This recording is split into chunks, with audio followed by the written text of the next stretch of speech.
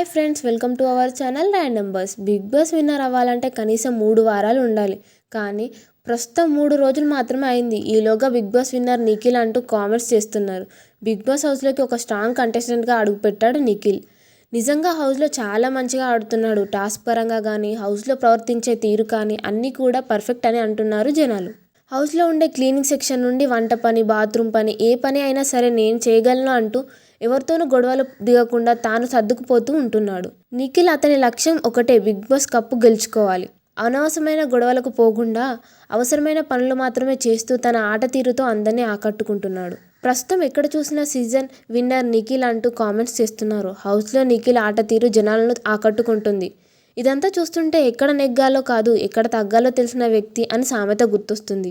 తనకంటే చిన్న వాళ్ళతో ప్రేమగా, పెద్దవాళ్లతో మర్యాదగా మాట్లాడుతున్న తీరు చూస్తుంటే రానున్న రోజుల్లో నిఖిల్ బిగ్ బాస్లో టాప్ కంటెస్టెంట్గా ఉంటాడని చెప్పొచ్చు. మొత్తం హౌస్లో ఉన్న కంటెస్టెంట్స్లో నిఖిల్ ది బెస్ట్ కంటెస్టెంట్ అని కామెంట్స్ చేస్తున్నారు. బయట చూస్తున్న ఆడియన్స్ దీనిపై మీరేమంటారు అనేది కామెంట్ రూపంలో తెలియజేయండి. మరిన్ని లేటెస్ట్ లైవ్ అప్డేట్స్ కోసం చూస్తూనే ఉండండి మన ఛానల్ ర్యాండమ్ బస్.